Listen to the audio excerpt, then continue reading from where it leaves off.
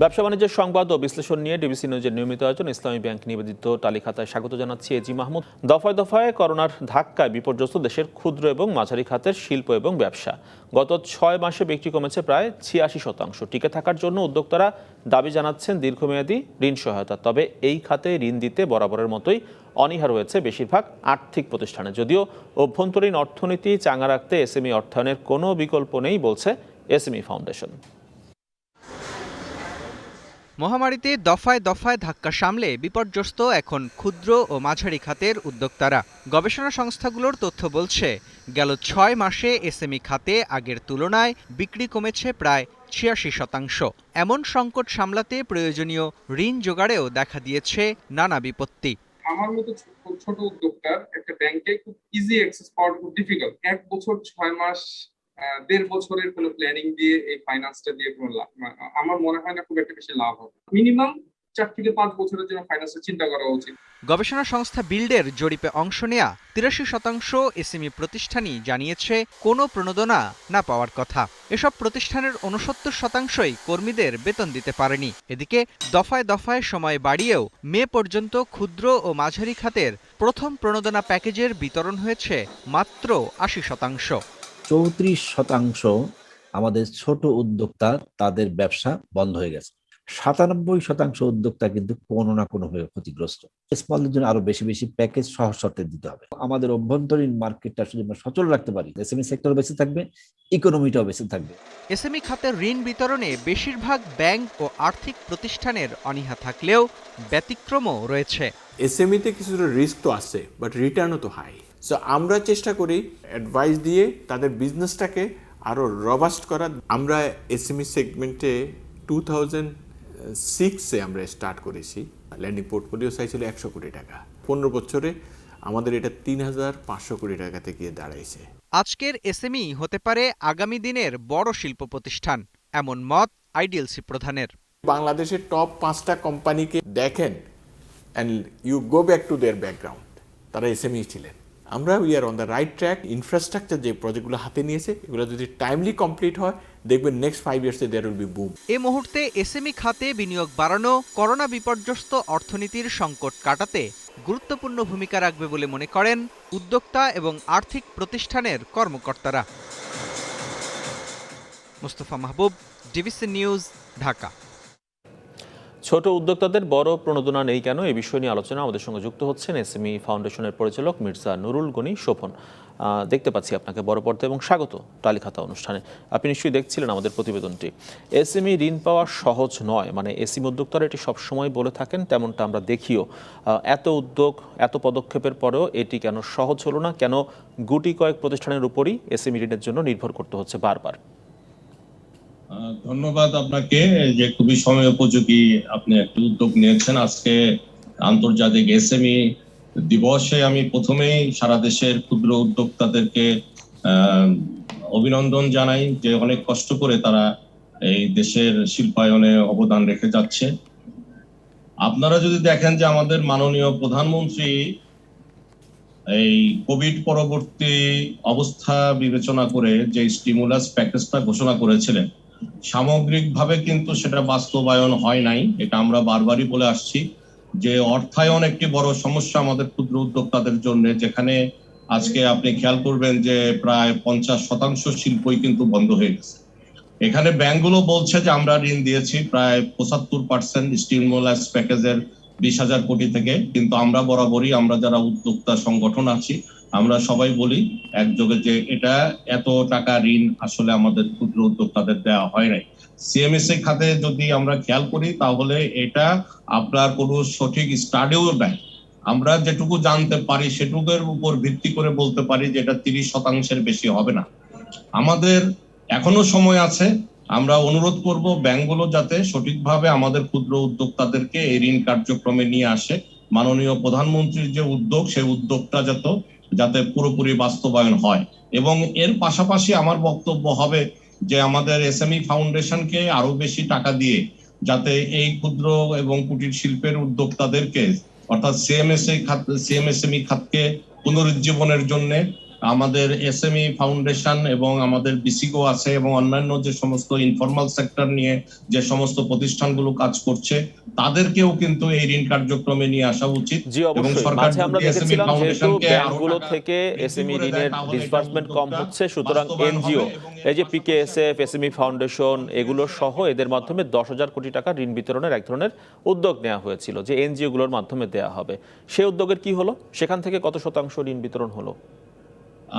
NGO গুলোর মাধ্যমে কিন্তু কিছু কিছু ঋণ বিতরণের যে কার্যক্রম সেটাও হয়েছে, সেটাও মোটামুটি ভালোই হয়েছে। কিন্তু আমাদের এসএমই খাতকে যদি সঠিকভাবে আপনি কার্যকরী করতে চান তাহলে এসএমই ফাউন্ডেশনের মাধ্যমে যেটা আমরা 300 কোটি টাকা বরাদ্দের যে ব্যবস্থাটা নেওয়া হয়েছে এই কার্যক্রমের সাথে সাথে আমি মনে করি এটাকে টাকাটা বৃদ্ধি করে দিলে আমাদের দেশে সঠিকভাবে এসএমই খাতে এই টাকাটা যাবে এবং এগুলো যেহেতু হোলসেলিং পদ্ধতিতে ব্যাংকগুলো এখানে জড়িত আছে আমি মনে করি এটা বাস্তবায়ন হবে। এবং আমি আগেই বলেছি যে শুধুমাত্র আমাদের অর্থনৈতিক সমস্যাটাই বড় কথা নয়, এই কোভিড পরবর্তী পর্যায়ে আমাদেরকে যদি সাস্টেইন করতে হয় তাহলে আমাদের নন ব্যাংকিং যে সমস্ত ফিনান্সিয়াল অ্যাক্টিভিটি গুলো আছে আমাদের সেগুলোর দিকেও কিন্তু আমাদের নজর দিতে হবে। মির্জা নুরুল গনি শোভন, ব্যাংক থেকে ঋণ পাওয়ার ক্ষেত্রে যেটি হয়, ব্যাংক বলে যে ক্লায়েন্টের সঙ্গে তাদের সম্পর্ক থাকলে তারা সেক্ষেত্রে ঋণ দিয়ে থাকে, ব্যাংকিং সম্পর্ক না থাকলে তারা ঋণ দিতে রাজি হয় না। এনজিও গুলোর ক্ষেত্রে বা এসএমই ফাউন্ডেশন থেকে ঋণ পাওয়ার ক্ষেত্রে শর্ত কি? আমি আপনার প্রথম কথাটাই বলতে চাচ্ছি যে অলরেডি কিন্তু যাদেরকে ঋণ দেওয়ার জন্য বলা হয়েছে এই আপনার কোভিড পরবর্তী স্টিমুলাস প্যাকেজটাই ঘোষণা হয়েছে যারা অলরেডি ব্যাংকেবল, যাদের চলতি মূলধনের প্রশ্ন আছে। কাজেই এগুলো ব্যাংক যেটা বলছে সেটা সঠিক নয়, তারা অলরেডি ব্যাংকেবল, তাদেরকে আপনার ঋণ দেওয়ার জন্য কোনো সমস্যা আছে বলে আমি মনে করি না। আর নতুন উদ্যোক্তাদেরকে যদি আপনার ঋণ দিতে হয় তার জন্য আলাদা বাংলাদেশ ব্যাংকের কিন্তু আমার জানা মতে 3টি আপনার রিফাইন্যান্সিং স্কিম বলবৎ আছে এবং এই রিফাইন্যান্সিং স্কিমগুলোকে কার্যকরী করতে হবে, তাহলে কিন্তু নতুন উদ্যোক্তারাও ঋণ পাবে। আর স্টিমুলাস প্যাকেজ যাদের জন্য ঘোষণা হয়েছিল তারাও অলরেডি ব্যাংকেবল হিসেবে তাদেরকে ঋণ দিতে কোনো সমস্যা আছে বলে আমি মনে করি না। জি, এসএমই ফাউন্ডেশন থেকে নতুন উদ্যোক্তারা কি করে ঋণ পেতে পারেন, শর্ত কি? এসএমই ফাউন্ডেশন থেকে সব ট্রেডের ইন্ডাস্ট্রি যে সমস্ত আছে তাদের সকলকেই ঋণ দেওয়ার জন্য যে ব্যবস্থাটা হয়েছে তার জন্য অলরেডি 13টা ব্যাংকের সাথে চুক্তি করা হয়েছে যে ব্যাংকগুলো এই এসএমই ফাউন্ডেশন থেকে টাকা নিয়ে তাদেরকে ক্রেডিট হোলসেল করবে এবং সেখানে কিন্তু আমরা কোনো সেক্টরকেই বাদ দিচ্ছি না। এখানে যারা ক্ষতিগ্রস্ত হয়েছে এবং যারা নতুন ভাবে শিল্প আসতে চায় তারাও এখান থেকে ঋণ পাওয়ার যোগ্য বলে আমি মনে করি। এবং এসএমই ফাউন্ডেশনের এই 300 কোটি টাকাই আপনার খুব বেশি টাকা নয়, এখানে আমি মনে করি যে এসএমই ফাউন্ডেশনে আরো 2000 কোটি টাকা যদি বরাদ্দ করা হয় তাহলে আগামী এই 2 বছরের মধ্যে আমাদের যে অর্থনীতিতে যে সমস্যাটা দেখা দিয়েছে বিশেষ করে এসএমই খাত পুনরুজ্জীবনের জন্য অনেক বেশি অবদান রাখবে এসএমই ফাউন্ডেশন। জি, সেক্ষেত্রে সুদের হার কত? অনলি 4%। আরেকটি যে অভিযোগ আমরা পাই প্রান্তিক উদ্যোক্তাদের কাছ থেকে, শহরে যারা উদ্যোক্তা রয়েছেন ক্ষুদ্র এবং মাঝারি খাতে তারাই বারবার লোন পান, প্রান্তিক উদ্যোক্তারা পান না। সেটির সমাধানে এসএমই ফাউন্ডেশন কি করছে? এটাও আমরা এসএমই ফাউন্ডেশন তো এখন ধরেন যেটা সরকার ঠিক এই বছরেই আমাদেরকে এই দায়িত্বটা দিয়েছে, আমরা এটাকে সঠিকভাবে বাস্তবায়ন করতে চাই। আর আপনি যেটা বলছেন যে শহরের উদ্যোক্তারা পায়, এটা অনেক ক্ষেত্রে আমি মিথ্যা বলবো না। শহরে ধরেন আপনার যে আমাদের নারী উদ্যোক্তাদেরকে 25 লক্ষ টাকা পর্যন্ত বাংলাদেশ সরকারের সিদ্ধান্ত আছে বাংলাদেশ ব্যাংকের যে নন কোলেটারাল ওয়েতে তাদেরকে ঋণ দেওয়া হবে। জি, সেগুলো আপনার কোন জেলা পর্যায়ে আমার দেওয়া হয়েছে বলে আমি আজ পর্যন্ত দেখি নাই। আপনার শুধু ঢাকা বা চট্টগ্রামে গুটি কতক নারী উদ্যোক্তাদেরকে এটা দেওয়া হয়েছে। এই ক্ষেত্রে আমি এটার সাথে একমত। আমি মনে করি আপনারা যেটা বলেছেন সেটা দূর হওয়া দরকার এবং এটা সুষম বন্টনের মাধ্যমে সারা বাংলাদেশেই আমরা মনে করি যে এসএমই ফাউন্ডেশনকে যদি এই দায়িত্বটা যেটা দেওয়া হয়েছে আমরা যেহেতু সুপারভাইজারি ক্রেডিট স্কিমের মতো এটাকে দেখব, সেক্ষেত্রে এটা আমার মনে হয় যে আমাদের নারী উদ্যোক্তা অন্যান্য ক্ষুদ্র উদ্যোক্তারা এই সুফলটা পেতে পারে। জি অবশ্যই। মির্জা নুরুল গনি শোভন, অসংখ্য ধন্যবাদ তালিকাতে যুক্ত হওয়ার জন্য এবং সময় দেওয়ার জন্য আমাদেরকে। ধন্যবাদ আপনাকে। অর্থ পাচারের 95% মামলাই ঝুলে আছে, আর মোট মামলার 4 ভাগের 3 ভাগই নিম্ন আদালতের গণ্ডি পেরোতে পারছে না। আবার আইনি জটিলতা সহ উচ্চ আদালতের স্থগিতাদেশ থাকার কারণে বিচার কার্যক্রম শুরু এবং নিষ্পত্তিও হচ্ছে না যথাসময়ে। তদন্ত সংশ্লিষ্টরা বলছেন চূড়ান্ত রায় না হওয়ার কারণে পাচারের অর্থ ফেরত আনা সম্ভব হচ্ছে না। ওয়াশিংটন ভিত্তিক গবেষণা প্রতিষ্ঠান জিএফআই এর হিসেব অনুযায়ী বছরে দেশের বাইরে পাচার হচ্ছে গড়ে ৬০ থেকে ৬৫ হাজার কোটি টাকা। বাংলাদেশ থেকে পাচার হওয়া টাকা ফেরত আনার নজির একটির বেশি নেই। ২০১২-১৩ সালে ৩ দফায় বিএনপি চেয়ারপারসন খালেদা জিয়ার সন্তান প্রয়াত আরাফাত রহমান কোকুর পাচার করা ২১ কোটি টাকারও বেশি অর্থ দেশে ফেরত এনেছিল দুদক। নিম্ন ও উচ্চ আদালতের তথ্য বলছে, বিদেশে অর্থ পাচারের অভিযোগে রাজনীতিবিদ, আমলা, ব্যবসায়ী সহ বিভিন্ন প্রতিষ্ঠানের বিরুদ্ধে দায়ের করা মামলাগুলো বছরের পর বছর ধরে বিচারাধীন।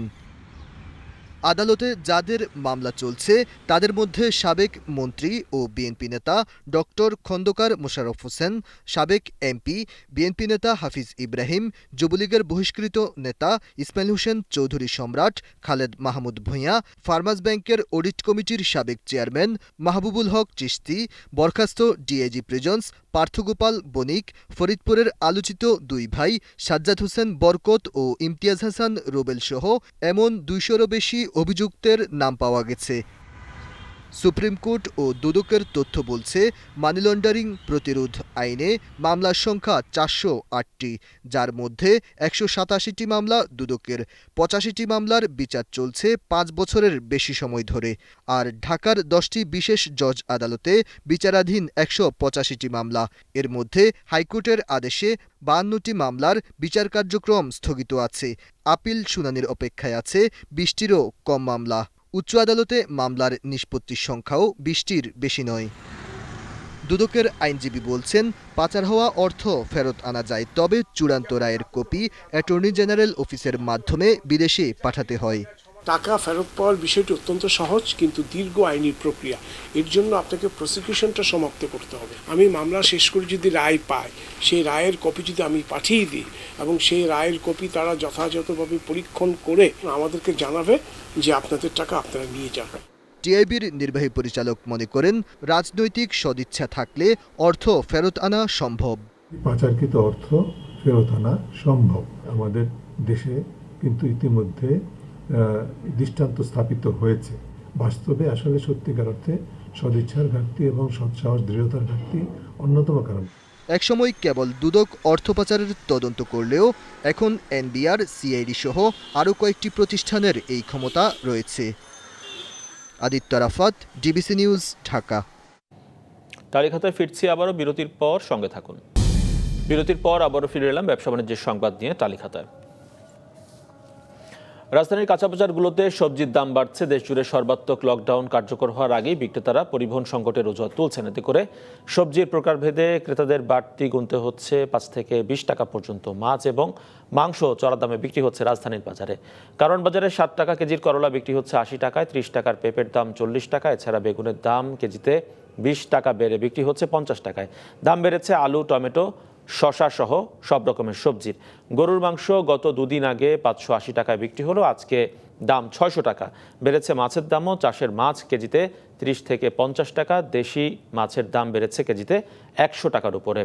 বিক্রেতারা বলছেন, লকডাউনের ঘোষণার আসার পর দেশের বিভিন্ন অঞ্চল থেকে পণ্যবাহী ট্রাক আসা কমে গিয়েছে, এতে করে দাম বাড়ছে। মাছের বাজার তো মাছ কিনতেই পারি নেই। মাছ আজকে প্রচুর দাম। মুরগির বাজার থেকে মুরগি কিনলাম, সেটারও দাম বেশি। সব কিছুরই জানি না, আমার মনে হয় এই লকডাউনের কারণে আর একটু দাম বাড়িয়ে দিচ্ছে সব। আজকে কাল 2 দিন দাম বেশি, এর আগে দাম একটু কম ছিল। আজকে মনে করেন 50 টাকা বেশি। আজকে সিজিঙ্গা বেশি 50 টাকা কেজি, ঠিক আছে। লতি কচু বেশি 60 টাকা কেজি। একটা মিষ্টি কুমড়া বেশি হলো 60 টাকা পিস। 50 টাকা না 60 টাকা পিস বেশি। আমার কাছে যে জিনিসগুলো আছে, যেমন এই যে আপনার হলো লাউ 50 টাকা, 60 টাকা পিস, পেঁপে 40 টাকা কেজি, বরবটি 80 টাকা কেজি, আপনার হলো গোল বেগুন 80 টাকা কেজি। সর্বাত্মক লকডাউনের খবরে ক্রেতারা দরকারের চেয়ে বেশি পরিমাণে পণ্য কিনছেন। এতে বাজারে সরবরাহ সংকট তৈরি হচ্ছে। ভোক্তা অধিকার সংগঠন ক্যাবের ভার্চুয়াল সম্মেলনে এমন মন্তব্য করেছেন ভোক্তা অধিকার সংরক্ষণ অধিদপ্তরের মহাপরিচালক বাবলু কুমার সাহা। তিনি জানিয়েছেন, ই কমার্স ব্যবসায় প্রতারণা বেড়েছে। এ পর্যন্ত তার দপ্তরে ১৩,০০০ অভিযোগ পাওয়া গেছে, যেগুলো ১০,০০০ নিষ্পত্তি হয়েছে। প্রতিযোগিতা কমিশনের চেয়ারম্যান হাফিজুল ইসলাম জানিয়েছেন, বাজারে প্রতিযোগিতা থাকলে 25% কম দামে পণ্য কিনতে পারবেন ক্রেতারা। তবে বাণিজ্যমন্ত্রী বলেছেন, শুধু বিক্রেতাদের জরিমানা করে ভোক্তার অধিকার নিশ্চিত করা যাবে না। এজন্য ক্রেতাদের সচেতনতাও সমানভাবে জরুরি।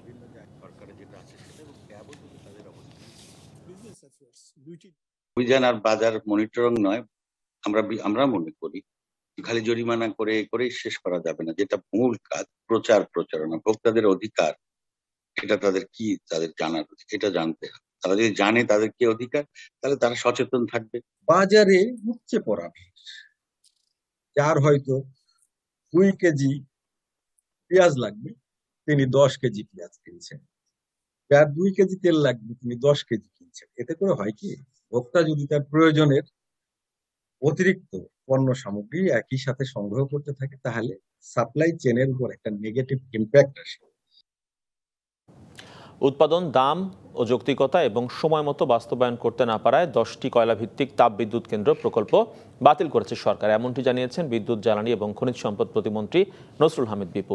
দুপুরে সচিবালয় সংবাদ সম্মেলনে এসব কথা বলেন তিনি। এছাড়া নেপাল এবং ভুটান থেকে জলবিদ্যুৎ আমদানির চুক্তি আগামী মাসে হচ্ছে বলে জানান তিনি।